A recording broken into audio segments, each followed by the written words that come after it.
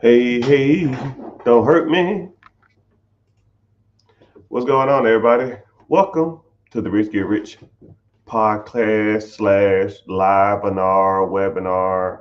Not a webinar, but it's just me live talking and answering financial questions because, I want to be the greatest and the best person, not only on social media, not on TV, not on radio. I want to be the voice of reasoning for anybody when it comes to financing. I've been told I was good with money my whole life, and I want to show pretty much the world that I am really good at this. And a lot of the times when people come ask me questions, it's not the fact that they're either right or wrong. It's just the fact they just don't know. They never was taught this type of stuff. They never experienced these type of things. And then you can go to people who are, financial experts or financial advisors, and they just took a test on how to manage money. And then you listen to some of these older guys like the Dave Ramsey, you listen to some of the older guys like Robert Kiyosaki, Tony Robbins. And these guys are 60, 70 years old, and these guys are out of touch. And I feel like listening to these type of guys, and it's not relatable to a younger demographic. I'm not saying I'm young, but I understand where people are coming from on all perspectives. I don't give guidance to anybody just based off generic information that I learned in the damn 80s, right? I was listening to a Dave Ramsey podcast or something. And he said, yeah, if you want to buy a house, save 20% down and get a 15-year loan, and the loan shouldn't be no more than 25% of your income. And I said, Mr. Dave, like if you listen to what you're saying, the average home price in America is $350,000, and that's for a shit box. Let's up it to 400,000, right? $400,000, 20% down. You're talking 80 grand. You have to save 80 fucking $1,000, and then your mortgage payment can't be 25% of what you made. Let's say if your mortgage payment with your PITA, property taxes, interest, and insurance, is an average house of $400,000 is 2,200, $2,000. And that's a 30-year. Shit, what if you get a damn 15-year? Now your payment is 27, 2,800. 2,800 times 4 is comically somewhere in the range of $115,000. I don't even know what that is. Hold on, let me see. 28. I'll get my handy dandy calculator though. 28 times 4.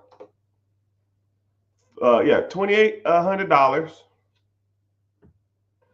He said 25% of your take home pay. That's $112,000. The average medium income in America is $54,000.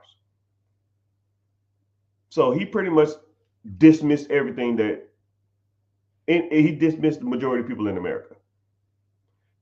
When people say shit like that, that means they're out of touch. I can't tell somebody to save up $80,000, get a 15-year loan, and make $115,000 a year to make a house payment. That shit sounds stupid as hell. I hope somebody clip this out and tag his ass, because you sound stupid, Mr. Dave. That is not applicable. Yeah, that shit worked in 97. Not 20, 24, 25, 26. Doesn't work. I don't know, because he has multiple millions of dollars. He's making all this money from the book sales. He's making all this money from tour. That shit can work for him, but it doesn't work for everybody else, Mr. Dave. Right? And then the bad part about it is he finessing on the book. You know what? I don't hate on anybody. Mr. Dave, I wish you the best. However, it doesn't work for the average person. And that's where I come in. I give reasonable guidance that average people can adhere to. Because that's the type of people I meet every day. That's the type of people I meet on the streets. That's the type of people I meet on social media. Average Joe, medium income, want to get a house, want to own a business, want to own investment property, want to own some real estate, want to own a side hustle that makes them money. That type of shit. But you can't do it if everything in society tells you to do something opposite. Because society will tell you, go out here and get a job, go to college, get married, have babies, and all those other kind of society norms that people tell you. And that shit's, it don't work. Why am I listening to society on how to get ahead in life when society's not ahead in life? Oh my goodness. Why am I listening to my teachers on how to get ahead in life and they complain about how much money they make? Oh, they don't want to hear that one. They don't want to hear that. Why am I listening to my college professors when my college professors, average college professors don't even make the average medium income? Why am I listening to my parents when it comes to money when my parents don't make an average income? My parents ain't rich. Why the hell am I listening about financial advice? How am I listening to my parents or my friends or my family, my aunties, my uncles, my cousins, when it comes to being successful in America when they're not successful? It's like the blind leading the blind. Go to school, you'll be successful. Get a job, you'll be successful. Get married, that's what successful people do. Have kids, that's what successful people do. Get a car. You're successful now, you got a decent job, get a nice car. Oh, you found the woman, y'all need to get married now. Oh wow, y'all married now? When them grandbabies coming? And now you're mid 30s, mid 40s, maybe mid 50s. And then the wife or your girlfriend, whatever, your wife ain't working now because she got to sit at home and take care of the kids. Single income, you got a house, you can barely make ends meet, you got a couple car payments, and then you want to feel like you want to live sometimes, so you go out and get a motorcycle, or you want to take a damn half decent vacation, but you can't afford it, so you put it on the credit card. Stop me when I'm lying. I'll wait. Is it my fault that you listen to society for your guidance? No, but I'm here to tell you, you need a change. You need a fucking change. You can't get ahead listening to people that ain't got shit. You know, it's crazy because the majority of people in America get their guidance from their peers. But if you really look at your peers, are there really people that you want to be listening to? I mean, truly, right? Or from a young age, you was taught from your teachers, do good in school, get good grades.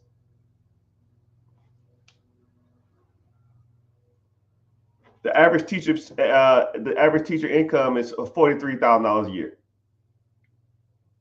I respect teachers. I love teachers, but they're the wrong people to be listening to when it comes to this money thing.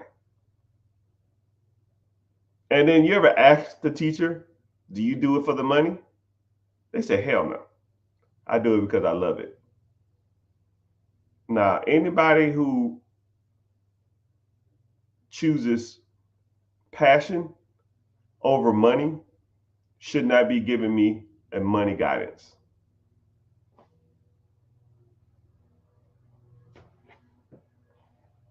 So, where do you go? Where do you learn your guidance from? Where do you get the game from? You see every fucking ass clown on America talking about, I'll teach you the game. I'll teach you how to do it. I got a course. But I don't know if anybody in America has ever taken anybody who's listening to this. I don't know if you've ever did an online school that was self-taught. That shit sucks. Okay, here you go. Give me your $50, $100, $200, $5,000, whatever the fuck it is. Here you go. Figure it out. Here's everything. And so you're reading this shit and you're trying to apply it. And you're like, what the fuck? I don't even know what this is. I don't know what's going on. So a lot of courses don't work.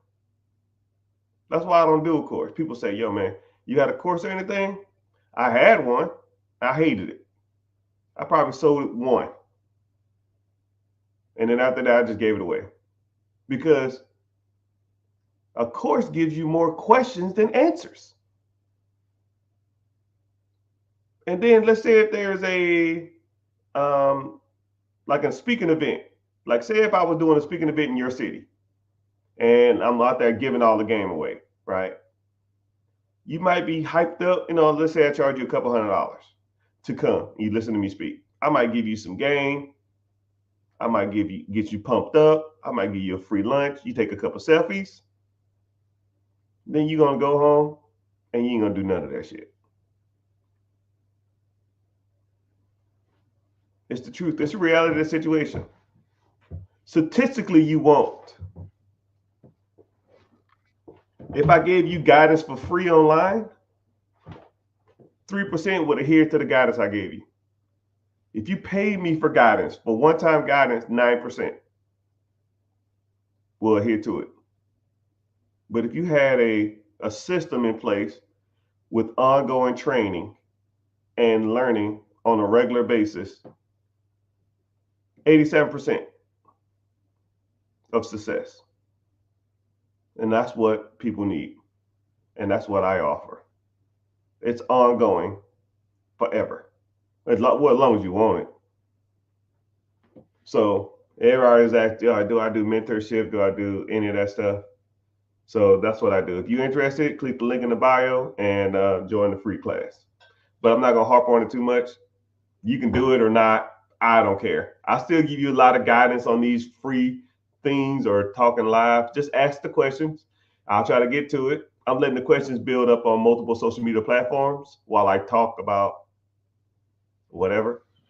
And then I'm going to try to get all these questions as soon as possible.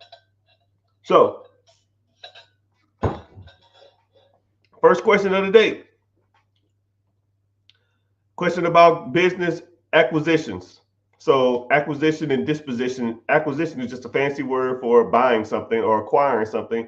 And disposition is just a fancy word for getting rid of something, right? So let's say if I say, hello, I'm a business acquisition and disposition manager, or I'm a real estate acquisitions manager.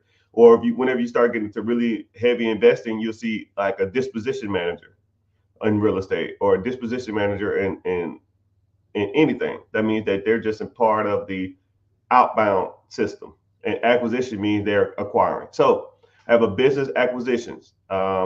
When do you secure funding? That's a good question. So if you want to buy an existing business, which one of the things that I like a specialty at is buying existing businesses. Because if you think about it, why start anything? Because you're impressed by it, because you want a sense of accomplishment. If you started a business today, will you make money tomorrow? More than likely not. Will you make money on Monday? More than likely not. Actually, you're more than likely to be in debt on Monday, tomorrow than you are today. If you start a business. However, if you buy a business, and let's say that business has systems in place, it has management, it has point of sale systems, it has employees, it has bookkeeping, it has all levels of staff. All you're doing is paying the bills. Okay. If all those things are in place, and let's say that business makes $20K a month, 20K divided by 30 days, that's $660 a day. That means if I buy it today, when I wake up tomorrow, in theory, there'll be $660 in my account. Day two, 600 and sorry, 1,320 bucks. Day three, so on and so on and so on. Right? There's not too many products in the world or things that you can buy that actually makes you money every day owning it. It's not too many. There are some, but you have to learn the difference between good ones and bad ones. Not all businesses to buy are good. Not all of them are bad either. Some of them are awesome, and some of them are shitty, and some of them are mediocre. You got to learn the difference. But whenever you get funding, it depends. You should try to get funding as soon as possible. If you want to use funding to buy anything that produces cash flow or to grow your existing business or anything of that sense, you should be doing that as soon as possible. I almost tell people try to get the funding first, but be looking for different ways to different plays on things you can buy at the same time. And so for people that don't think that the funding stuff works, I always show this one. This is a brand new one. $30,000 business credit. And this is legit. It's right here. It's right there. All right. And then also, for people that think this is like some old card or it's fake, here's the date.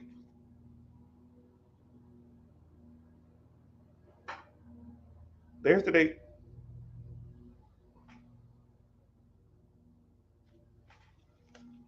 No. And here's the card. I'm not out here playing around. 30,000. Right. And on top of the 30, I just applied for that one because I got the offer and I know the good ones and the bad ones. Here's another $90,000, $900,000 worth of business funding. On top of my Centurion Black Platinum card, which is unlimited spending. So $930,000 plus an unlimited card. Now, let's say if you had access to, I don't know, I'll say $100,000 worth of funding. What could you buy with $100,000 of business funding or business credit? But the only caveat is you have to buy something that makes you money. You can't go out and buy like a Hellcat or some Gucci or some other crap, right? We don't want any of that crap. We want to make some real money. Now, there's ways you can buy stuff to make money, and there's ways you can buy it to lose money. It's about as simple as that. If you buy something and the next day you have more money than you had before you started, then that's an asset. You buy something and it takes money out your pocket, that's a liability. You got to know the difference between the good one and bad ones. And I teach you. If you're interested, click the link in the bio, join the free class.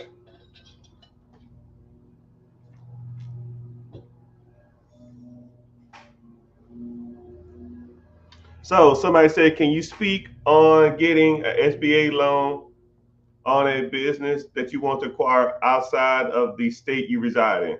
All right, good question.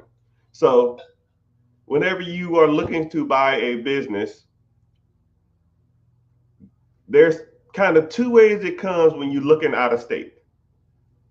Actually, kind of three ways. So there's three ways to get funded buying a business out of state. If you are what they consider driving distance to the next state or the neighboring state, the SBA will approve it. But if you're not within the driving range, you have to get a different type of loan.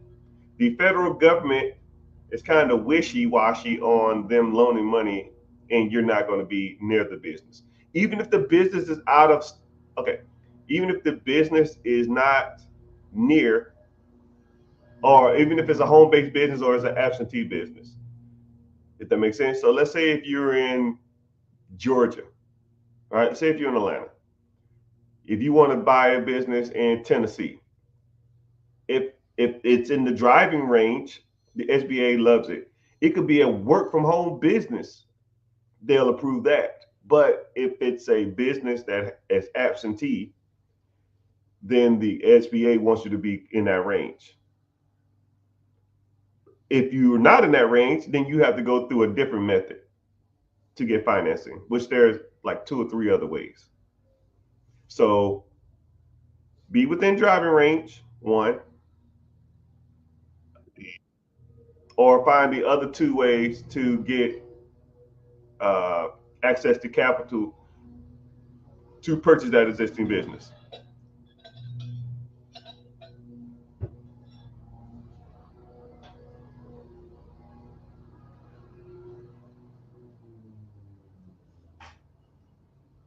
So, yeah, someone just brought up the point that there's a lot of scam accounts out there. Yeah, man, I got like 300 fake pages. I don't choose to. I don't know why they're like that. I just know that I have them. I don't want them, but it is what it is. So if you see a fake page out there, um, check if it has a decent amount of followers, and More than likely, I won't ask you for money through a DM or nothing like that. Only thing that I offer is a free webinar. And if you come to the free webinar, you'll be interacting with me. And if you want to move forward on something, let's say if you wanted to get business funding, business credit, if you wanted to uh, get the credit options, or if you wanted to do a one-on-one or a consultation or any of that stuff, I'll only do it through the webinar because it's easier for me to track who's coming through it, and it also helps you know that you're engaging with me. You're not engaging with a fake account because you physically see me. It's not a live, it's not a recording, it's me. So I always try to do that.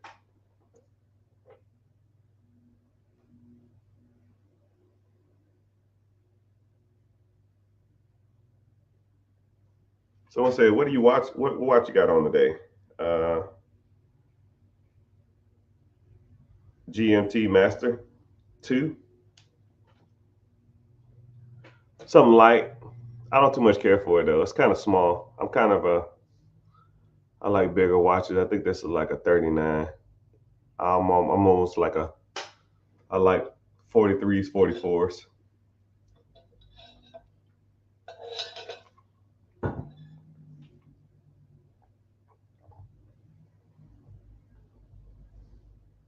Somebody said I don't know you with the beard like that. Yeah, the beard is okay. Like I said, it almost doesn't give professional either. I see why people say that um, people are more trustworthy with beards or without beards. I don't know. I don't like it. I wish it would grow out a little more on the side and it's kind of thinned out, but I'll figure it out. All right. So now somebody asked, I got $5,000. I want to start a business. What do you suggest? So you have $5,000. You came to me.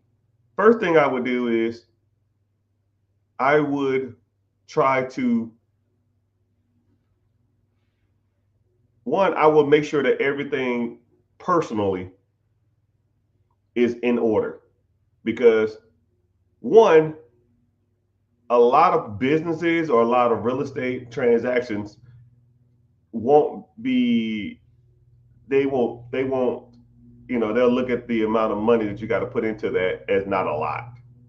But one thing about $5,000 is you can take $5,000 and you can make yourself appease to the banks better. So what that means is, so let's say for example, you have $5,000, right? And now you go establish relationships with, let's say, 3 banks. I'll say Bank of America, Wells Fargo, and Chase. I don't know.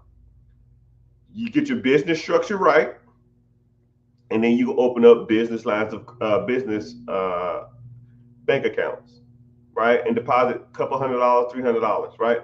Banks are relationships based. I always use the analogy of a woman who has kids. because it's just easier to comprehend. You want to date the mom, but the mom has kids. You go over to her house and you say, "Hey, I want to take you out on a date." That's the bank. The bank is the mama, and the bank gets access to all the money in the world because $5,000, $10,000, $50,000, $100,000, that ain't even nowhere comparable to what the bank has. So you go to the baby mama and you say, "Hey, I want to date you, right? I want to marry you. I want to be the best thing in the world to you." And they're gonna say, "Well, I have kids. Are you taking care of my kids?" And then you say, "What kids you got?" "My primary checking, my personal savings, my business savings, my personal credit cards, my business checking, CDs, and stuff like that." And the more attention you show to the bank's kids, the more the mama will love you. So if I had to start with nothing, my job is to go impress multiple baby mamas. Bank of America, Truist, P&G, Navy Federal, USAA, Wells Fargo, Bank of America. I mean, there's tons of banks. There's tons of baby mamas out here, right? There's tons of banks out here. And once you go and establish relationships with those banks, then you ask the baby mama, "Yo, you gonna take me on a date?" "Well, you are playing with my son checking account, primary checking. You do play with my daughter, primary savings, and you even come over and walk my dog, which is my business checking. Let's go out for a date." Now you can go through that bank and you can raise all kind of money, right? Like I showed you before. Here's 20,000 from the bank, or 30,000, a 30 ball, a 30 ball, a 30 haul, a 30 ball, right? So now let's say if you go to multiple banks and multiple baby mamas or whatever, and now you have multiple business lines of credit with them. A 30 ball, a 40 ball, a 20 ball, a 100 ball. Now you've raised 150, $100,000 worth of credit. And a lot of times there's 0% interest for a year. Now, what would you rather have? $100,000 of someone else's money or $5,000 of your own money spread out over, you know, you rather have $5,000 in one account or $5,000 in four accounts, and those four accounts gives you access to $100,000 worth of line of credit. It's still your money. You just spread out over multiple accounts. And now you go and use the bank's money, and yeah, you can buy whatever you want. Now, better question is, you say, what can you do with $5,000? What can you do with $100,000 now of line of credit from four different banks? And that's the game, people. Some of it, at least, or a lot of it. Well, not a lot of it. There's a lot of stuff that you need to learn. But no one talks about this at school. Your friends don't talk about it because they ain't damn doing it. Your coworkers ain't talking about it. They just want to go to work, do work, go home, and watch football. And I'll sit up here and talk about this stuff all day. In theory, this is my job. I just wake up, take a quick shower, do a quick shave, sit on here, make money. That's the game, right? Or use other people's credit or other people's funds and buy assets that produces cash flow, storage units, vending machines, businesses, donut shops, ice cream shops, freaking whatever, insurance companies, tech companies. it don't make a difference. Now you got to know what the difference between a good business and a bad business is. But that stuff's easy. It's a learned skill, just like everything in the world is. It's just a learned skill. You have to learn that skill. You got to learn how to find deals. You got to learn what a good deal is. You got to learn how to negotiate. You got to learn how to get across the finish line, and then you got to learn how to manage those assets to produce you a good income. And a lot of it comes from allocating work to other people. You got to learn how to manage people. If you can't manage your finances, how are you going to manage other people's finances or a business's finances? Boss of all bosses.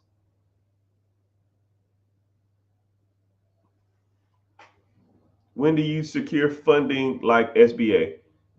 SBA funding is, you're saying it weird, right? SBA funding is not really funding, it's just a loan.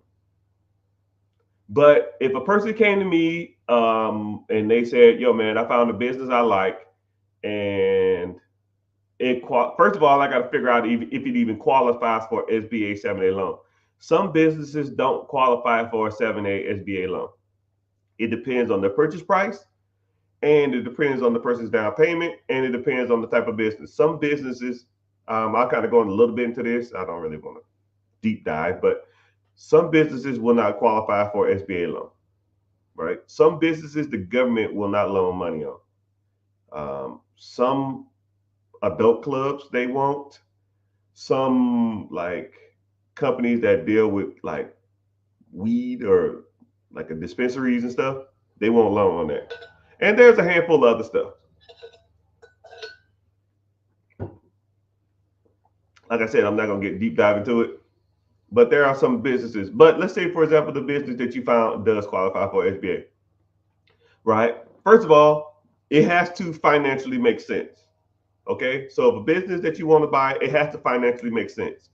If you are rolling with me or you're part of my mentorship or anything like that, you 90% of the time you won't even bring me a deal that I've already, because once I teach you how to look for deals and I teach you how to evaluate them, everything else is irrelevant. You will not bring me anything that doesn't fall in certain criteria because it's like I said, once you learn a skill, like that's like me teaching you how to walk, and then you come over here to my, "Hey man, can I crawl on the ground to do this?" And I'm like, "Why are you crawling?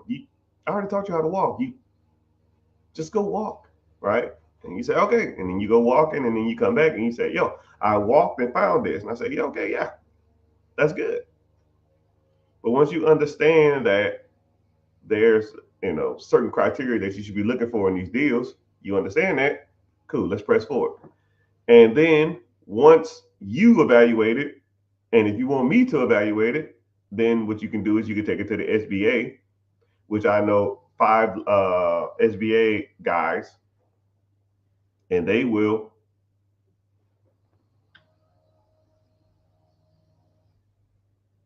I know 5 SBA guys that will um, look at those deals and see if they financially make sense.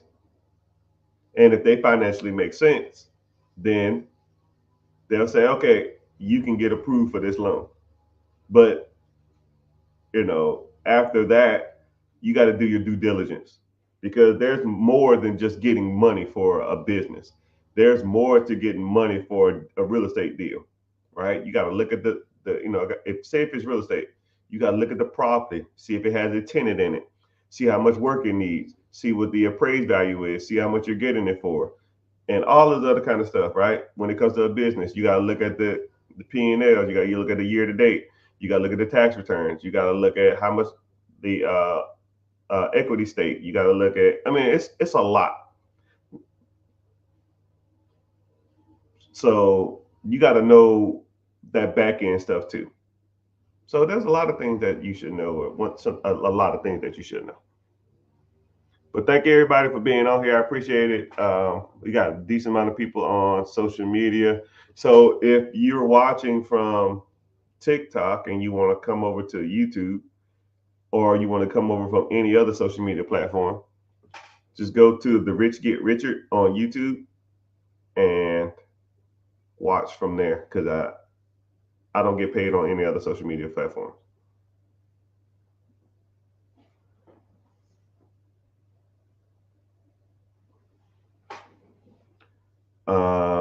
How do I look at deals to see if it's worth my efforts? Yeah, you just got to learn, right? If you want to get into the mentorship, or you want to get into the coaching, or you want to get into a deep dive, or even a one-on-one session, when I break the stuff down, I do. You know, it's kind of crazy is when I meet people and they want to learn like super, super in depth, or I teach like a mass class or something, I'll always ask them 5 questions before I start. And the 5 questions are like just vague questions about owning a business. And no one ever passes the test initially. Nobody. So once they pass the class, or after I teach them, after about an hour or whatever, I ask them the same 5 questions and they get damn near 80, 90, 100%, because they know what they're looking for now. It's just a learned skill.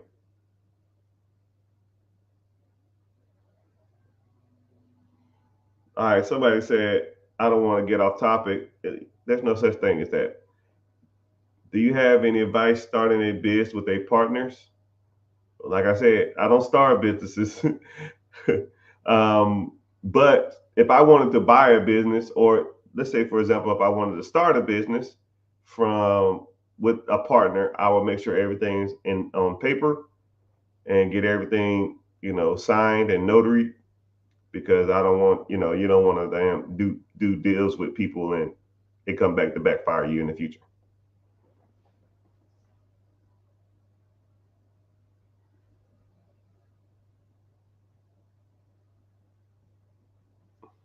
Yeah. Somebody said before pre-launch, valuation pre-launch, I will make sure everybody that I'm doing a pre-launch with has the same overview of what we're going to get into, and same expectation, the same work ethic, and make sure that everything on paper is spread out as far as like what we receive, what's our compensation, what's their duties, what are their responsibilities, because you don't want to say, yo man, you're supposed to do this and you didn't, and or I was supposed to receive this and I didn't. But if you already have a contract that stated that this is your responsibility, and or this is what I'm compensated, then you won't have that issue.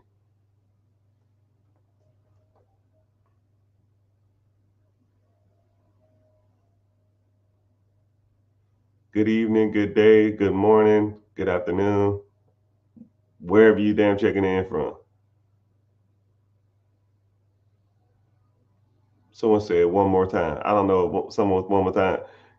Good evening, good morning. T, what's happening? The interest rates are ridiculous now. Interest rates they are what they are. If a deal, this is what's crazy about interest rates. If a deal makes money, like I don't even look at the interest rates. A lot of people say focus on the interest rate. Look at the interest rate. Interest rates are high. Man, if I give you $1 and you give me back two, but the interest rate's at 99%, do I care? I mean, let's be real. If I put $1 into a bucket, I wait an hour and I come back and there's $2 in the bucket, and I take the $2 out. And then I take the $2 out, hold it in my hand for a second, I put the $2 back in the bucket, come back in an hour, and I take the $2 out the bucket. Now that's $4. Do I care how much interest the bucket made off of me? Oh man, you could have made $3 on the bucket. Nah, I don't care. You could have made $2, instead of having that extra dollar. Don't care. If I put $1 in the bucket, and I leave and I come back and it's $2 in the bucket, I don't care how much I don't care how much they charge me for that process. Don't even care, right? You have to look at it like that too, especially when it comes to home ownership too. When you look at home ownership, if you're buying a house and the house payment is just as much as renting, or you can house hack and rent out rooms of the house, or get roommates, or split half the house, get like a duplex or a fourplex or a quadplex or a triplex. You live in one unit and you rent out the other ones. I don't care what the interest rates are. I don't care. That don't make any sense to me. Like I did this one property. Actually, I closed on it maybe 3 months ago. I got it at a deal. I got it for 130, and it was worth 190. Okay, so simple math. That's $60,000 worth of equity. Okay, 60K worth of equity, and I financed the property at 7.5% interest. My PITA, property taxes, interest, and insurance, PITI, was really PITA PITIM, property taxes, interest, and insurance, and my management fee, which is 10%. It rents for 1,700. All my fees is 1,150 or something. I'll round it up to 1,200. If I'm getting 1,700, my fees are 500. I mean, it's 1,200. I make $500 a month. Plus, I got $60,000 worth of equity just sitting there. Whenever I go to sell it or go to refinance it or take a HELOC or whatever on it. Now, how many people in here would do that deal? How many people would buy a property, have 130 into it, it's worth 190, so you make 60, rent it out for 1,700, and your bills is $1,200. That's $500 a month. How many people would do that deal?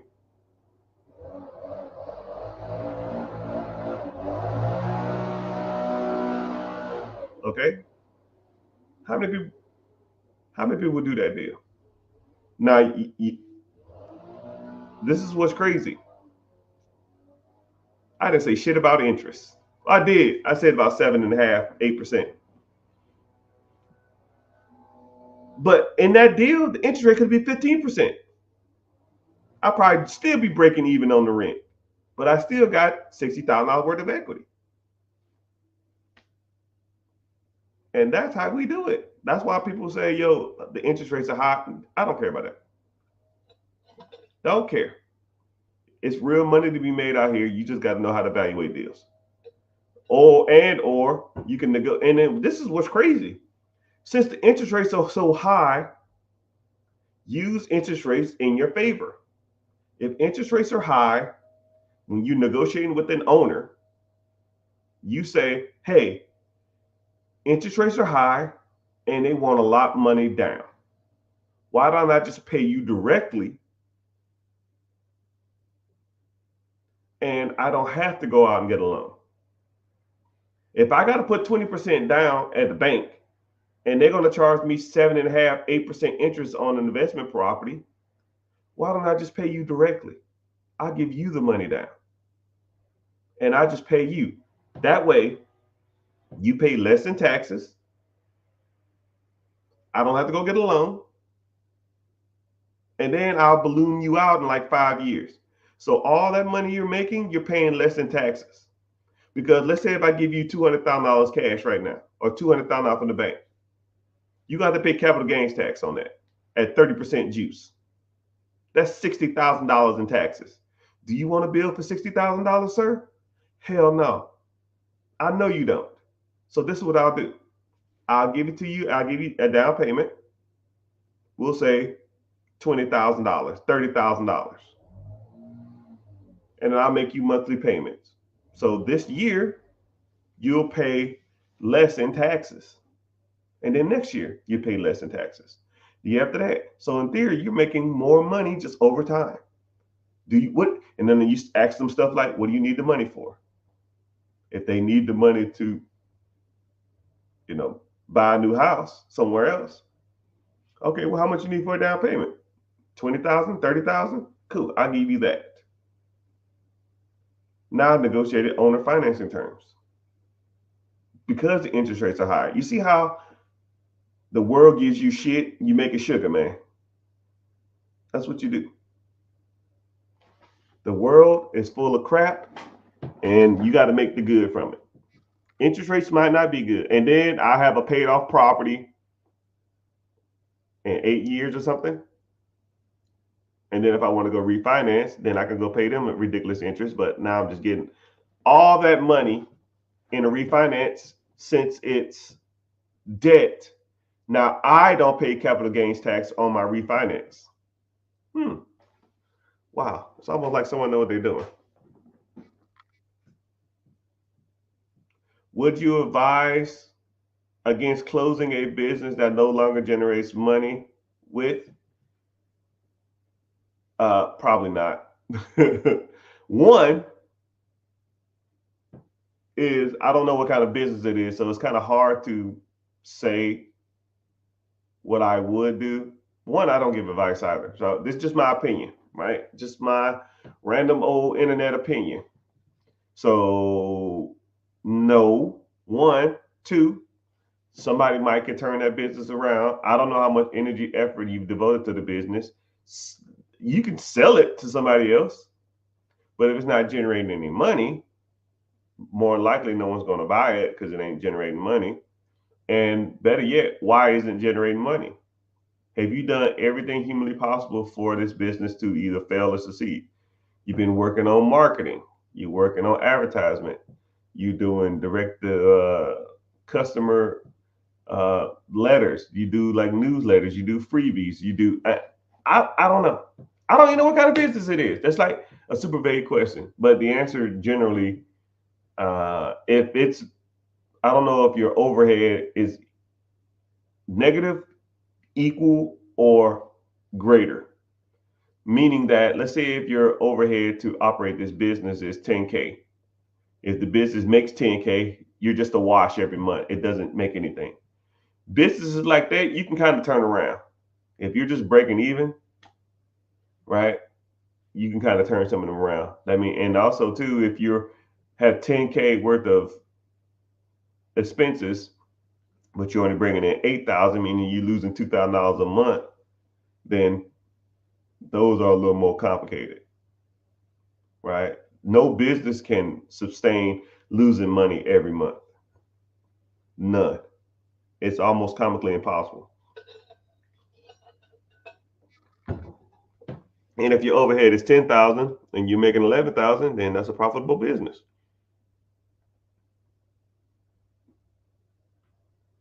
Someone's using your profile to message you. Yeah. So if you see me messaging you talking about some crypto or anything like that, just block them and report them because it's not me. Telecommunications business after COVID struggled. Had a partner, was working with the family, partner passed, and it wasn't able to keep it going. So you gotta, so this is what's crazy. The business that you're talking about was, I'm real big on systems. If a business cannot thrive without the individual, without a particular person. So I'll give you a great example. Y'all know who, I won't say David Copperfield.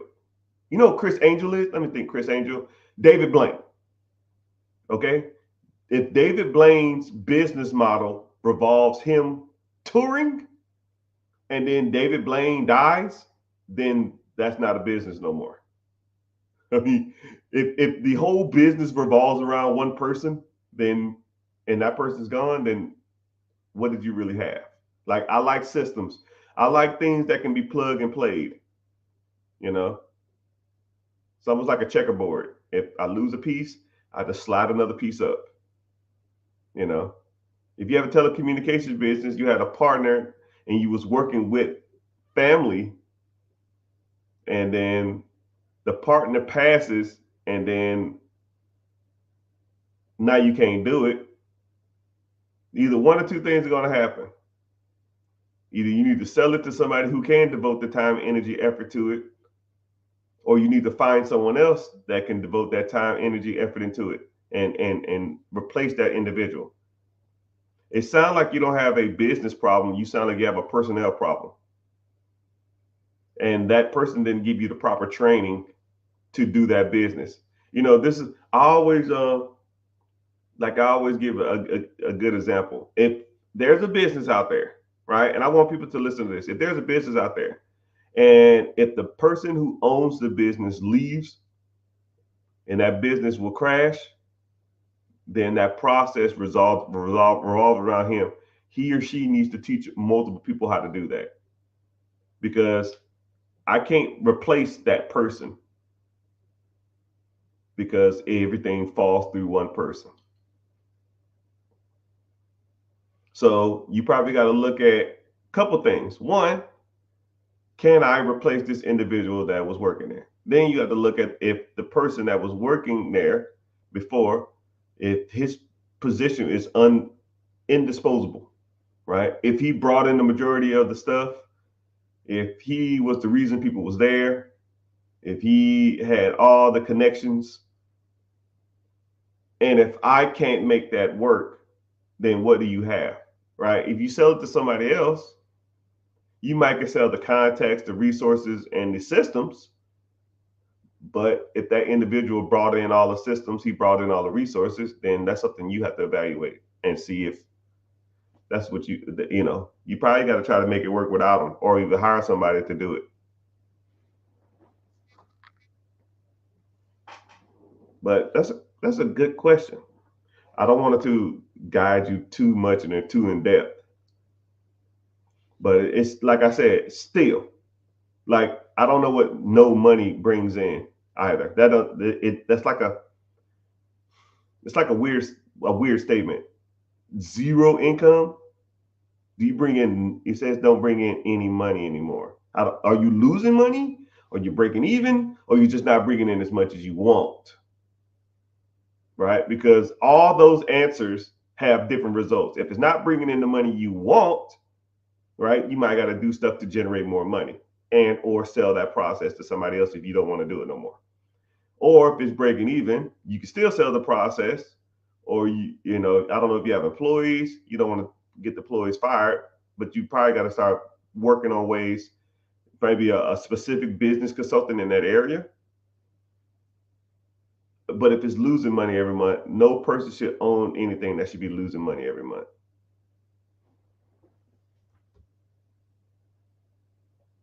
Do you recommend launching a concept with partners? Yeah, if you want to, but concepts statistically are hard to grow and hard to make work.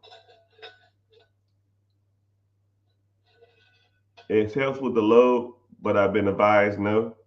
It's kind of crazy, man. It's like not. Don't take this the wrong way. Okay, when I say this, a concept is exactly what it says it is. For every Mark Zuckerberg who thought of Facebook, there's hundreds of other ones that you've never heard of that didn't make it.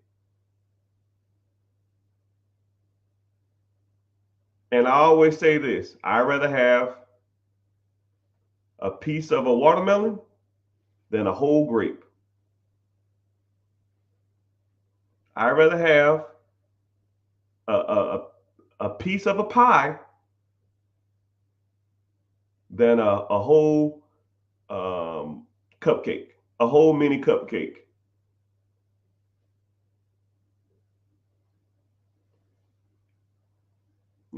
Think of it like that. If anybody's going to help you launch, get ahead, grow a business, put it in the clause to help them be compensated for that. It can still be your baby, but it's grown exponentially and you got help doing it. So I'll give you a great example of that. A awesome example of that. Okay? I want to see what y'all think. Amazon was started and founded by Jeff Bezos. And he had to raise money through investors. And he had to dilute the amount of money he had in the company or how much equity he had in the company. Anybody want to take a stab at what percentage Jeff Bezos owns of Amazon now? Right? I'm gonna look up the answer because I know it, but I don't. But I want to always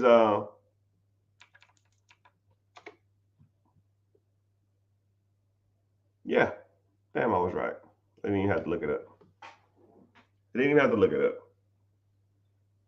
What percentage of Amazon is owned by Jeff Bezos now? Throw some numbers out, people. 50%, 80%. Don't look it up. Because if you look it up, I know if you say the number, I know you looked it up. I read this a while back.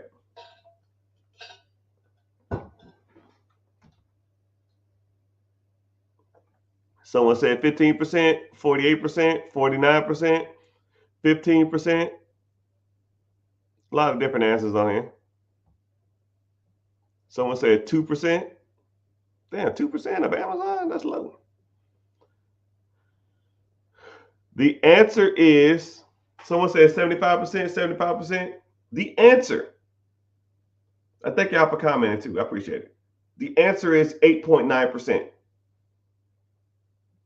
Jeff Bezos owns 8.9% of Amazon. Jeff Bezos is worth $200 million.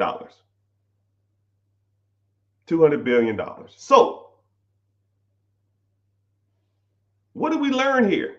Individual stated, do you recommend launching a concept with a partner or partners? It will help with the load. I was advised or told no. Like I said, I don't give advice. This is just a random opinion from a random black dude on the internet. Jeff Bezos owns 8.9% of Amazon. You want to grow? Get help. Like I said, I'd rather own a piece of a pie than a whole mini cupcake. I'd rather own a slice of watermelon than a whole grape. Ask Jeff Bezos. And everybody associates Jeff Bezos with Amazon. He don't even own the majority of it. Not even close. He just started it and he was the CEO for a while. He stepped down as the CEO. He ain't even the majority shareholders. He sold it off. So whenever people thinking or everybody people be talking about, man, I got this great idea. We can do this. I'm gonna do this. Okay, cool, man. Where's the money? Who's helping you? Who you bringing in? When you gonna launch? When you gonna take this concept to market? And you gonna do it by yourself? Probably not. And I'm not saying you ain't. Hell, you'll be surprised. I'll probably get some multi-millionaires and billionaires come to the comment section and get some guidance from me and they press on. I'm not saying that. The odds of you doing it are slim to none, but you're going to probably need some help to do it. When I met Jeff Bezos in 2000, he wasn't even going to the factories. He got there and he opened up the factory. He walked around for about an hour, or he walked around for like 2 or 3 days, and I ain't see his ass no more. I opened up one of the Amazon factories in Atlanta. So, but yeah, enough about that.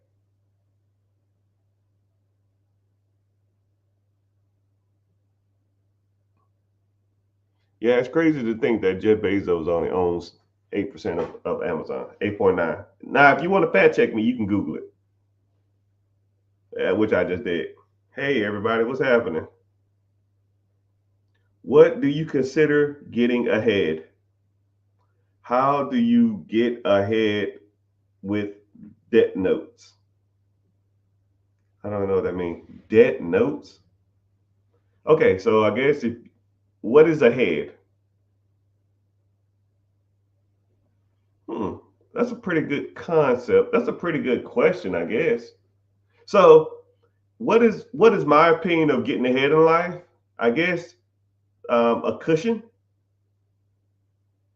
It's having a significant amount of money in your account to where you don't have to worry about next month's bills. Let's say if you had 2 months of expenses in a savings account. Let's say if your overhead every month is $4,000 and you have $8,000 in your account, you got 2 months ahead in a savings account or a checking account. That's a cushion. You're getting ahead, but you still got to do debt servicing. What's crazy is about debt, you have to figure out better ways to get out of debt and easier ways to get out of debt and faster ways to get out of debt while also while also maintaining your lifestyle, which that's where the problem comes in. People want the cake and eat it too. People want instant gratification. People don't want to sacrifice, you know. Just like for example, if I told you that you don't have a income problem, you have a spending problem. A lot of people, first of all, they don't want to be self-identified as having any kind of problem. A lot of people think that they don't have a spending problem either. But if I looked at your finances, I looked at your checking account, I looked at your debit card account, you got issues. I know you do. Right? I'll even give you one example. Eating out. You know what the average meal cost in America is when you eat at home versus the average meal cost when you eat outside? Let's start with that one. What is the average cost to eat in? Family of four in America. Family of four in America, average food cost. Throw some numbers out. The average food cost to eat at home in America is, did I say eat out or eat in? Right? Did I say eat out? Okay. Okay, I'll say eat out. I don't know what I said. What is the average cost for a family to eat out in America? Average. Someone said McDonald's. I don't know what. I don't know. Not eating at home. Someone said $75. Right. At least this is what the data says. I don't think it's correct, but this is just what the data said. One day I looked it up. The average person or the average family of four to eat out is $19. Don't know if that's true or not. Maybe that's a box of chicken from KFC in 1995, but I don't know. Maybe that's McDonald's, right? Now, this is just one meal. One meal. Average family in America, one meal, four people, $19 on average. Now I'm gonna break down. Let's flip the script. What does the average family spend on one meal to eat at home? What is the? Yeah, I know, 1982. I don't know if they're basing it off of rural areas. I don't know if they're basing it off of pizza, because pizza is really not that expensive. Little Caesars, you can get two Little Caesars pizzas for $12. I mean, I get it. If I ate at McDonald's, like say a number four, like a number one is what, $5, three $5 meals. That's $20. Well, it was $5. I don't know what the hell it is now. I don't eat that crap. So, what does the average family spend in America on staying at home and eating? Family of four. At home, someone said $10. Someone else says $4. Someone says $7. Someone says $12. The average family, if they ate at home, would be at $3.75. So every time you eat out, you're spending probably 400 to 500% more. And that's not even for the day. That's per meal. $20 to eat out, $3.75 to eat at home. Now, I want you to think about this. How many times have you eat? Be honest. I want to see honesty in the comment sections right now. How many times have you eaten out this month? Or fuck it, this week? Say the duration and how many times. Say I've eaten out 4 times this week. I've eaten out at least 5 times this month. Costco hot dogs? Yeah, maybe. Costco hot dogs be hitting. I be hating when my bun be wet though. I don't like that stuff, right? And be honest, right? Because I like honesty. Because you cannot get ahead in life lying to yourself. You're not lying to me because I don't care. I got mine, right? I can eat out all fucking day. Don't care. Someone said twice this week. Yeah, yeah, I know. You don't have to lie to me. I already know. I already know that people eat out all the damn time because it's convenient. It's fast. You don't want to be bothered.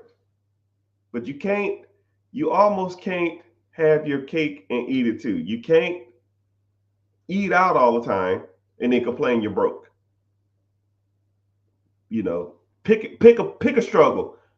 Pick that I had to eat shit all day, eat corn and baked chicken,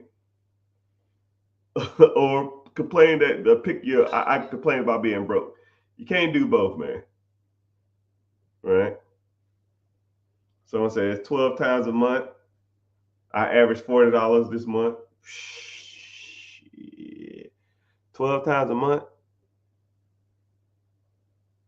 That's the second person this week that said Costco hot dogs are good. I might have to try them. You ain't never had a Costco hot dog? Man, where y'all been living? Under a rock? It's not the fact, I'll tell you something too. To me, food tastes better when it's cheap, right? Costco pizza, it's like $2. A slice of pizza for like $1.50. Costco hot dog is 99 cents. Well, it used to be 99 cents. I think it went up. I think it's like $1.25 now. Right? You go to and then it's like a foot long. You go to a ballpark, that same hot dog is $10. Maybe more than that.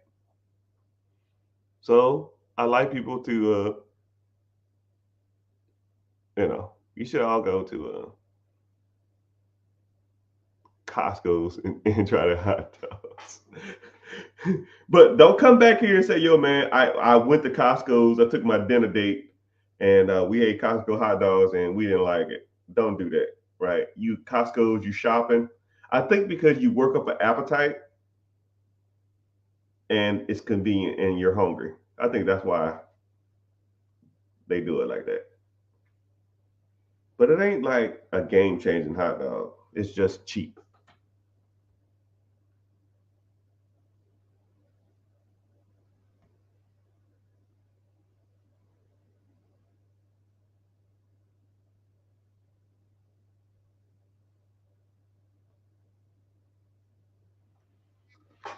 Someone says, If you're working 80 hours a week, you're making $20, $30 an hour, should be the first three steps if the company has a 401k. One of my specialities. All right, so you have a 401k. First thing you should do is go to your human resources management department, probably the ones in charge of your 401k, and you ask them, is your 401k match? Whatever they match, you max that shit out. If they say they match 5%, you put 5%. If they match 2%, you do 2%. Whatever they match, you match. What's crazy is I was talking to a guy, and he said,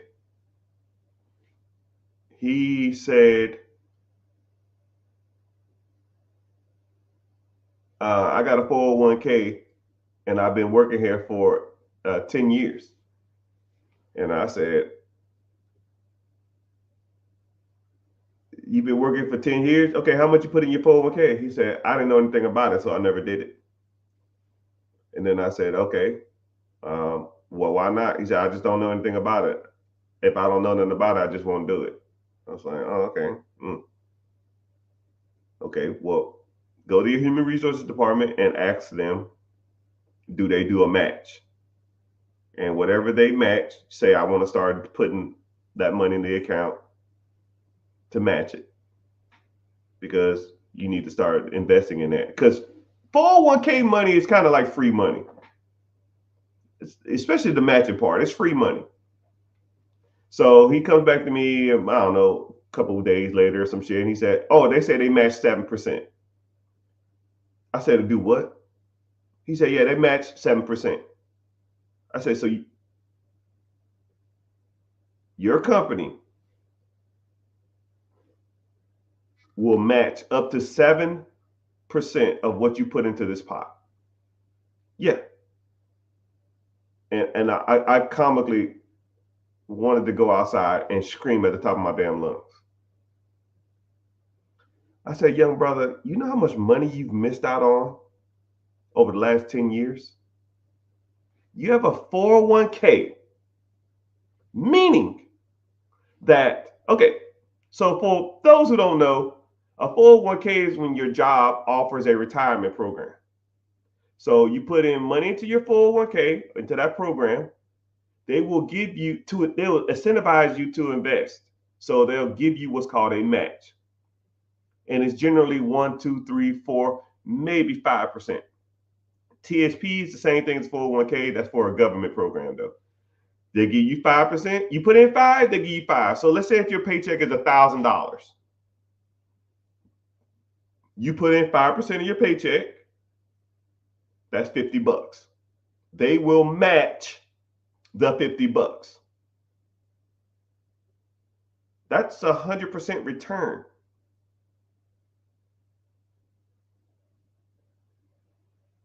This is third grade math, people. If I put in 50, you put in 50, that's 100% return. What asset you know that's going to give you 100% rate of return just from putting money into it? There's not a lot. There's not a lot. Well, Mr. Richard, I don't know if I'm going to live to be 65. I know you're alive now. I'm not going to help what happens in the future. We're here now. What's the play? What do you want to do? Because I hear that shit all the time. Well, I don't plan on working for him forever. I didn't say that.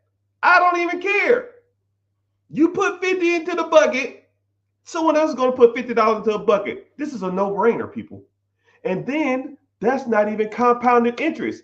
You put 50 into the bucket, they put $50 into the bucket. Now you got $100. They put the $100 into the stock market. Now the $100 is going to make you on average 10.1% interest every year. So now your $100 then made $10 year one. Now your $110 is going to make $11. So now you're at $121. Then you'll be at $12 at 10%. So now you have 133, and so forth and so on and so forth and so on.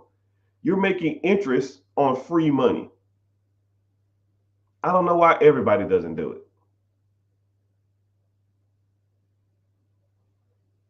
It's free money, people. And then what's crazy is now you have options. You can borrow against your 401k if you wanted to. You could take out a line of credit against your 401k. Some 401k programs have ways that you can borrow against it without any penalties or any taxes. Well, you pay taxes, but you pay taxes if you don't pay it back within a certain amount of time. But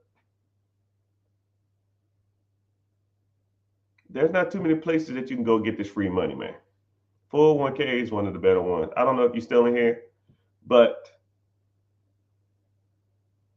yeah, if you're making, he said he works 80 hours. And then this is what's the crazy part about it is the individual who said they matched 7%, he was making about $105,000 at his job. $105,000 at 7%. 7% is like 7K. 7K matched. You're talking $14,000 a year. $14,000. I'll put in my handy dandy calculator because I put it in before, but I'll put it in for y'all because I don't remember the numbers. So if he puts in 7K,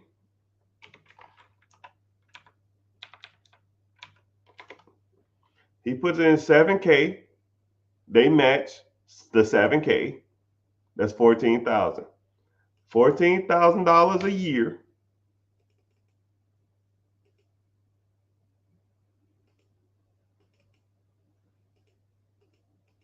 Actually, it's more than that. My math's off.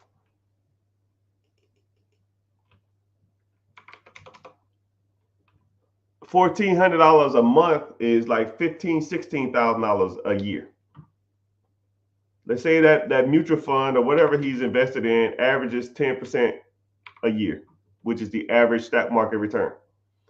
And after those 10 years, he would have $280,000 to $300,000 in that account. Sorry, brother, you lost out on $300,000. I can't rewind time, but we're here now. And that's not including what he missed out on future gains. Younger guy too, man, like 34, 35. He started there at 25, been working there 10 years. I said, my brother, you was rich and don't even know it. But what do you do?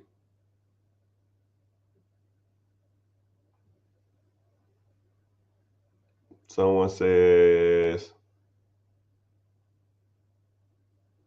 vending machines. All right, so I had multiple vending machines and or I don't even know what you want to call it.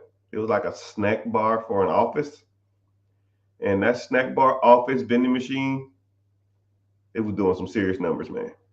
But I mean, economically $50,000-$60,000 a year. However, it takes a lot of time. You got to devote a lot of time to stocking that shit up. And that's not including perishable items. That's not including refunds. That's not including your machines not working. That's not including hiring people to help. It just takes a lot. And if you're going to put that much time, energy, effort into it, you might as well put your time, energy, effort into something that produces more money. But some vending machines aren't that bad though, especially if it's close to you or you have multiple locations in a close proximity. Let's say if you live in a bigger city and you have 8 different machines. Yep, 8 different machines and a square 50-mile radius. It's gonna take you half an hour to get to the machine. It's gonna take you an hour to stock it, or half an hour to an hour to stock it, and then another half an hour to drive to your next location. Let's say you have 8 machines. It's gonna take you half an hour to get to one, a half an hour to stop. You gotta do that 8 times a day. That's 8 hours, not including traffic. That's not including going to buy the stuff. So you probably factor another 2 or 3 hours. Actually, probably a little longer than that. You'll be surprised how long it takes to go buy the stuff to fill a vending machine. Right. One thing about Sam's and Costco though, you can go on their website and you can just order the stuff online and they'll pick it for you and they'll just have the stuff ready.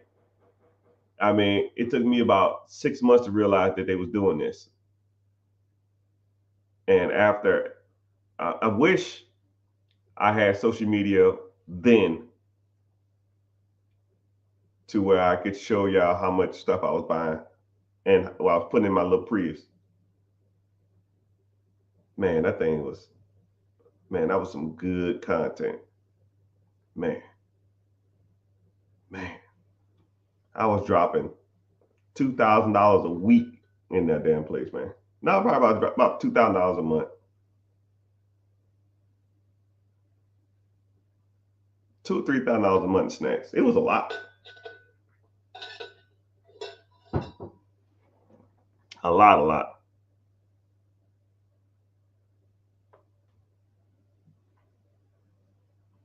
Do I have any franchise businesses? No.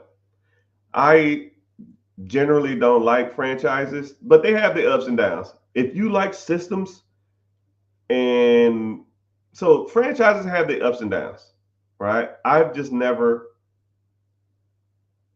found an opportunity in a franchise that I wanted. If I was to do a franchise, okay, let me tell you the ins and outs. Okay, if I was to do a franchise, I would want multiple franchises at once. I wouldn't want to do like one franchise, right? I want to take over like a chain of franchises. Like, so I don't know, like a Subway or something or a Little Caesars. I want like 10 locations. I don't want one location. One location is not worth it to me, at least in this stage of my life. If I was to take it over, right? If I got to listen to a CEO, I got to go and, you know, operate how they want me to operate, it's got to be worth my time, right? Let's say if the average Little Caesar locations are bringing in 60K to the owner, 60K, I own 10 of them, that's 600,000. Nah, it's almost worth my time, right? And I'll just go to every location once every month. Hey, how y'all doing? Clean this shit up. Why this shit so dirty? It smells weird. Do this, fix that. Thank you. Here are a couple gift cards for gas or something. Appreciate y'all hard work. See y'all at the Christmas party. Right? Keep it pushing. Now, in that case, yeah. Like one store, not worth my time. 60 grand a year, that's not worth my time. To have to hear some fucking CEO and some dude. But one thing about, okay, I'll give you the pros and cons about franchises though. So one thing about franchises that are good, if you don't have no clue what you're doing, or you're not good at managing people, you know, you're not good at systems and stuff, get a damn franchise because they have all the experts you need. They have the accountants you need. They have the tax specialists you need. They have some franchises have like a weekly franchise meeting, right? It's like a Zoom call, and you're there with either the CEO, the COO, the CFO, or the franchise expert, or another person that has multiple chains, and then you can just, hey man, I'm having this issue. I need to do this. I have to go there, and then you can just ask them the question. It's almost like a built-in support system, which a lot of people can appreciate, but a lot of people don't. Right? But they charge you for that. Right? Your franchise fee can be 3% of gross sales, 10% gross sales, 5% gross sales, but they give you systems and teams in place, and they advertise for you too, right? When you see a Little Caesars commercial, that's where they get the money from. And then one thing that's cool about Little Caesars too is you have what's they call a regional franchise manager. The regional franchise manager, like say if you're in Atlanta, he'll go to like Buckhead, Decatur, Cobb County, Gwinnett, Sandy Springs, Peachtree City, and he just goes around all these different areas and checks on the store. He talks to the manager, he talks to the staff, he ensures that everything is smooth. And now the owner don't have to go and do that. So that franchise fee is what pays his salary. So now you don't have to, worry about your store as much. So there are pros and cons. I don't, one of the cons is that you have to do things the way they want you done.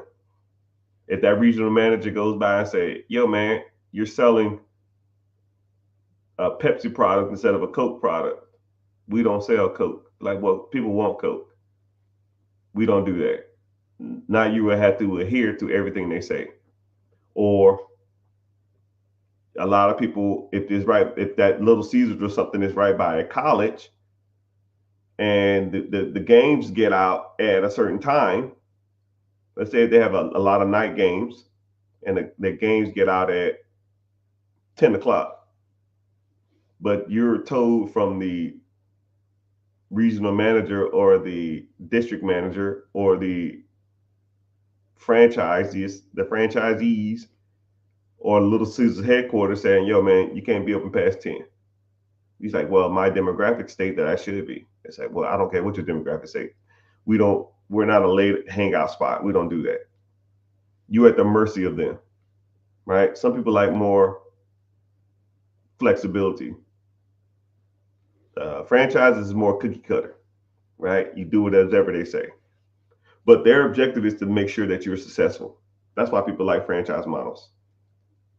And you got people on your team and on your side. So I can kind of see the pros and cons of both. If I was to do a franchise, I want a bundle franchise. I want a whole bunch of stores or franchises at once, and that's it. I don't want to do one solo one.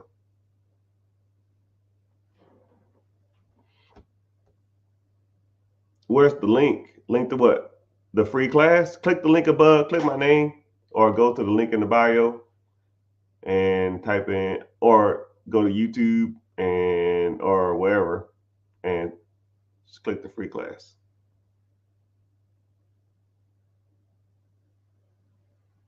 What are your thoughts on a real estate course that costs 7K? It's more okay. I'm gonna be transparent on this, man. There's people on these apps that I get asked, is their stuff worth it?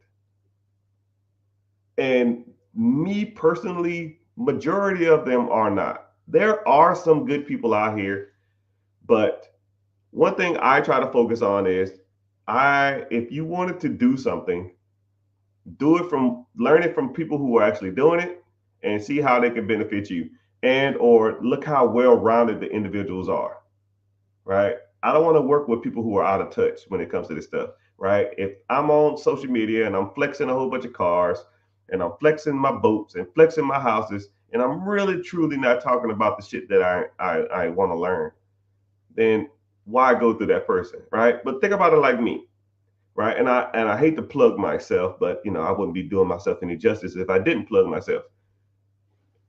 You people come on here and ask me questions for hours on end, and I don't shun the questions away.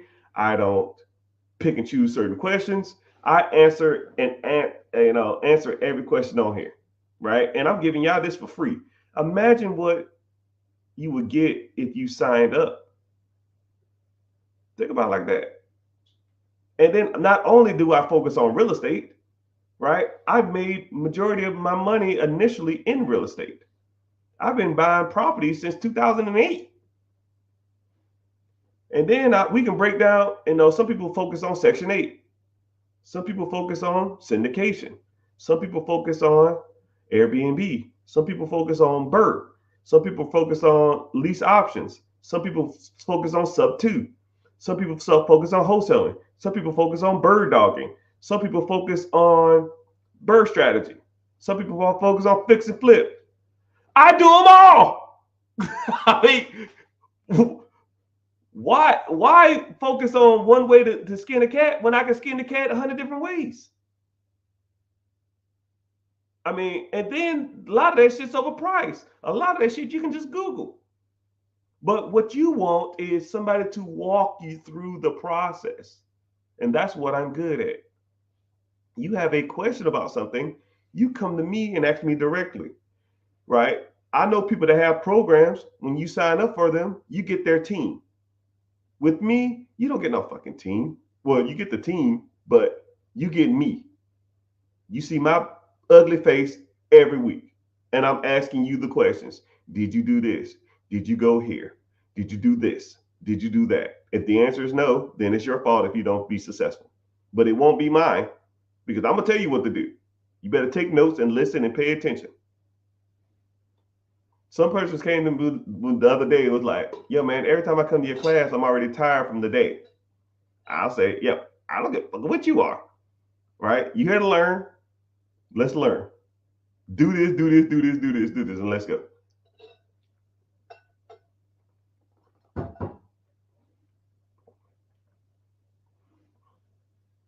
Okay. But yeah, that's my personal opinion on it, especially when it comes to the real estate thing. Uh, and then $7 grand is kind of a lot of money, right? I understand that there's a lot of working people out there, and 7K for something is kind of ridiculous. So that's why my shit's not even close to that. That's a lot. $7,000, hell, that's a Honda Civic. That's a '06 Honda Civic, man. But good question though. Is there a pre-approval to the SBA loan? Yes. But I've known people to get pre-approvals, but you don't really need them. It's almost like getting okay. If you get pre-approved for a loan for a business that you don't know you're going to buy yet, whatever you do find a business you're going to have to buy, you're going to have to go back and then get approved for the business you're going to buy. It doesn't make any sense.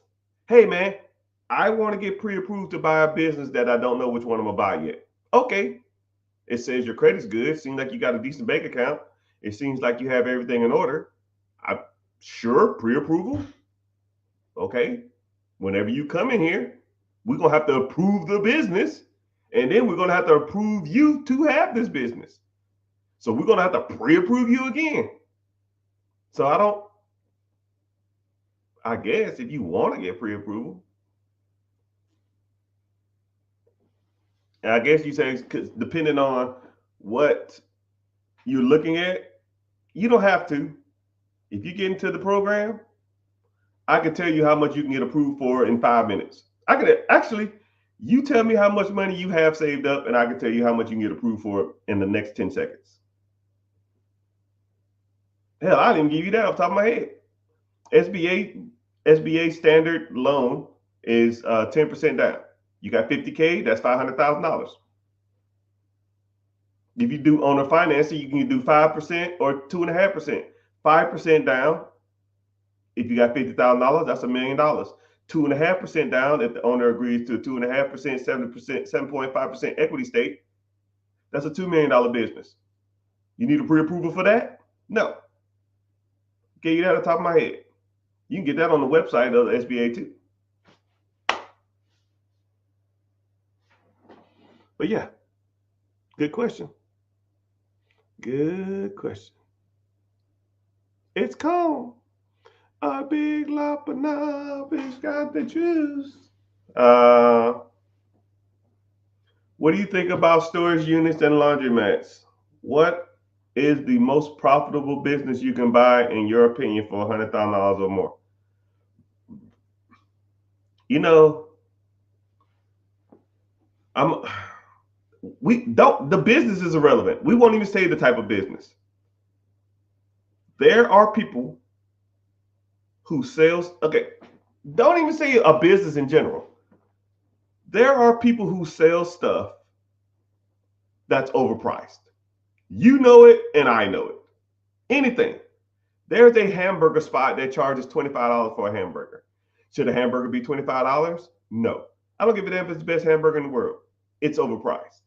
There are people that sell $1 hamburger. Is $1 for a hamburger cheap? Yes. Is it good or not? That's irrelevant. we're talking about price and value, right? We're talking about prices. So when it comes to anything in the world, once you know how to evaluate things, then the amount of money you spend for it is almost relative. I'll give you an example, right? I won't even say a specific business. I'll just say you are looking for a type of business, right? You insert whatever type of business you want: laundromat, Dunkin' Donuts, storage units, existing Airbnb, Little Caesars, a Krispy Kreme. I don't give a shit. Insert whatever you want into this. A fishing store, a gym, don't care. You're looking at gyms, or you're looking at a business for sale. You say, okay, cool. Here's one. This is $100,000, and it makes 25,000. That's 25%. Okay. Look at another business, same type. This is $100,000, and it produces $30,000. A little better. I'm looking at this business, and it produces 20,000. Not as good. I'm looking at this business, 25, 100, 25, 100, 25, 100, 20, 100, 30, 100, 25, 100, 75,000. Oh shit.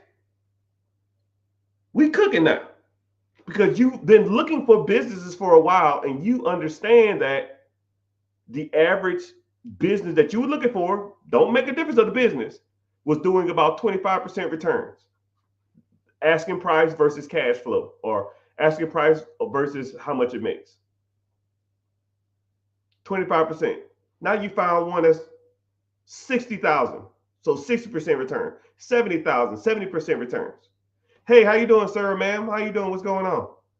Why are you selling this? Well, I've had this business for 10 years, and I'm just ready to be done with it. Do you say, hey, why is it cheap? They're just done with it. They don't care. They made their money off this shit for years. So, better question. If there's a business for sale that you want, and it's doing the numbers that you want it because you've been evaluating for a couple weeks now, a couple months, or whatever, you found one. Do you have the ability to purchase? Do you have the credit to get the funding? Do you have the skills to negotiate owner financing? Do you have a down payment? Do you know what a good business is? It might make sense financially, but everything else don't make sense. Maybe they're blowing smoke up your ass. Do you know what a good business is? Do you know how to check and see if they're making $70,000 a year? There's at least 10 different pieces of paper that I could check that would let me know that's a good business. So the business, like I said, you inserted your own business. So is there a good business for you? It's all subjective. I don't know. Why would I buy a landscaping company when I hate being outside? Why would I buy a pool servicing businesses when I can't even swim? Or I'm allergic to chlorine, right? I don't know. But I do know that some businesses financially make more sense than others on average. But you got to look for those averages. You got to look at what works and what don't, right? But that's what we talk about. That's where I help you at. What is the ways to get funded? Wow, that's a good question. So there's multiple ways to get funded in real estate, businesses. You can get funding through. I have a funding company where I help people get funded. Right? We get you business funding, and we get you 0% interest for over an extended period of time. So there are people out there that will get you funding, but I call it reckless funding. What they'll do is they'll sign you up, and then they'll run your credit through the ringer, and they'll give you all kind of line of credit. They'll get you a shit ton of money, but then one, they don't tell you how to spend the money. Two, they don't tell you how to liquidate the money. And three, they don't give you 0% interest, right? Yeah, if I get $100,000 worth of line of credit, and any of it, and my payment is through the moon, right? I got to start making that money back ASAP. Pretty much setting people up for failure. But if you have a 0% interest, not only is your payment lower, you have a longer period of time to find a way to service that debt and pay off that debt. But my funding team probably has 10 different programs when it comes to businesses, right? You get a business loan to buy equipment for your existing business. Let's say if you're a farmer or you have a machine press or something like that, I can get you funding for equipment. I can get you funded on accounts receivable. Let's say if you did a Kickstarter and you pre-order got $100,000 worth of pre-orders, and you want to fill those pre-orders. You want to take that money and grow the business more, but you want to use those pre-orders to grow your business or fill those orders. I can get you funded on order fills. I can get you funding to get you money to grow a business. I get you money to buy a business. I get you money to expand your existing business. I get you money for real estate. I get you money for Airbnb, side hustles. You want to buy ATMs? I don't give a shit, right? I have so many funding plays. You want to do an SBA Express loan? I can help you with that. You can do an SBA 7A, help you with that. You can do an SBA flat. I can help you with that. You want to take a loan out against if you have a certain amount of stocks, say if you have $50,000 worth of stocks, you can leave the stocks in the brokerage account. I can get you a loan against that. If you have a 401k, I can help you get a loan against that. I mean, it's pretty much every loan program that's out there I can help you with. My funding team will get you the money. If you want the money, we'll get it to you. And we try to get it to you as cheap as possible. I try to be responsible, man. I don't want to get people $1 million worth of funding at 35% interest and give them no direction. Not only do I help you get the funds, I show you best assets to buy with them, and I teach you the best methods on debt servicing. So whenever you do acquire those assets, the assets pay for the debt that you borrowed the money for. So now it's just a wash, or you make money, which that's the way everybody should be doing it. I don't know what the hell people be taking money and starting businesses. That's just trash.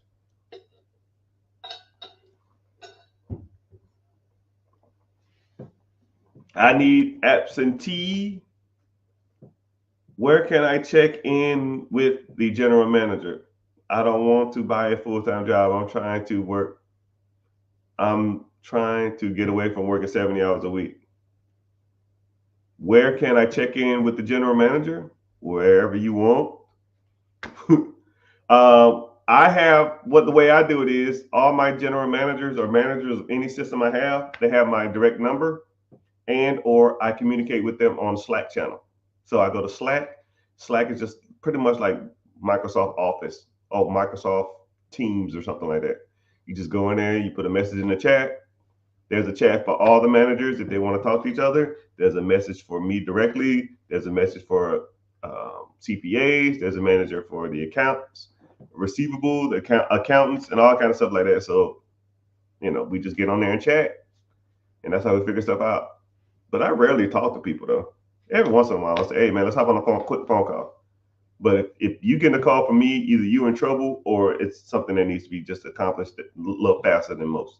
Most time I just text people, but that's how it should be, right? So I just sit here. If you ever hear a bell in the background, that's somebody either talking on Slack or talking via email or talking via text message where I had to get to work. But I'll get to it in a sec. I kind of can double check, man. Meaning more likely I'm going to have to get off here. But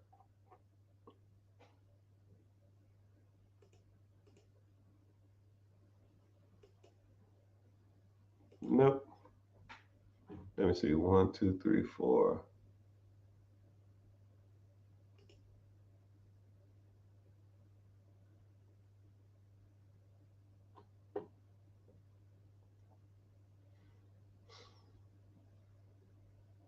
Give me a sec.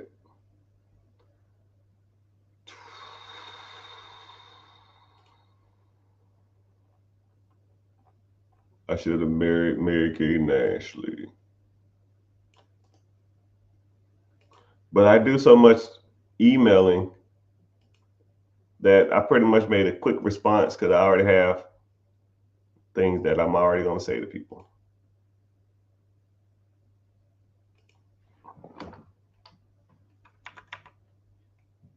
It's calm.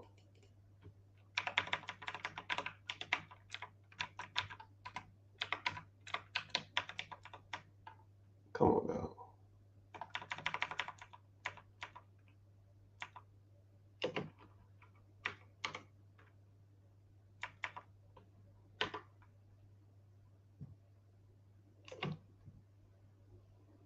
Boom. Work done.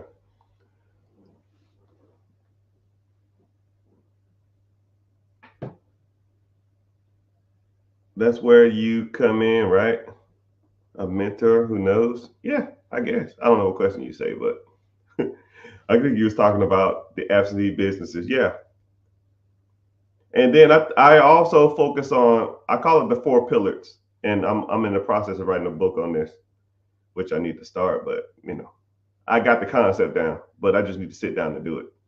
Four pillars, right? Credit, investing, real estate, and ownership of cash flow producing assets. And we focus on that a lot. But once you understand and master those four pillars, you will have a better grip on a lot of the financing of your life. It's pretty nuts. He's not answering on TikTok. What do you mean? Ask the question.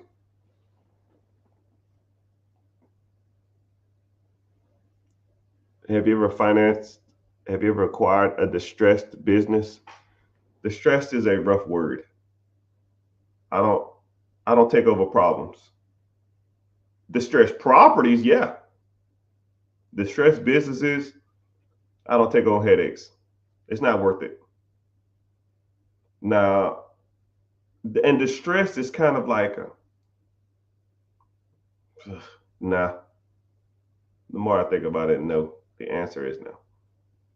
Is it a good time to do a HELOC or refinance? You should never refinance any home.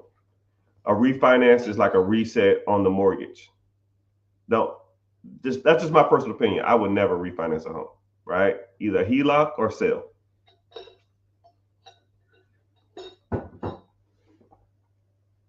Unless you do a portfolio loan, a portfolio refinance. Now that might be a little different, but depends on how much equity you have in the property.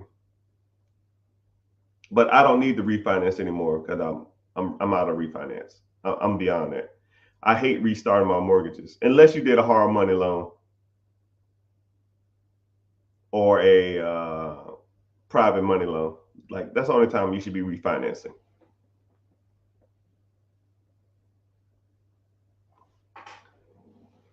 Somebody said I got 150K sitting in my account and don't know where to invest.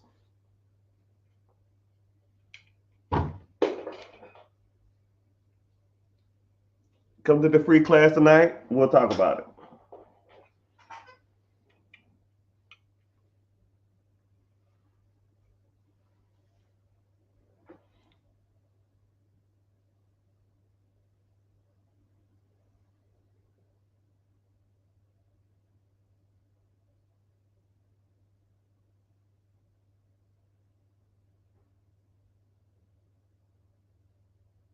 I don't even think the 45, that guy's still in the chat.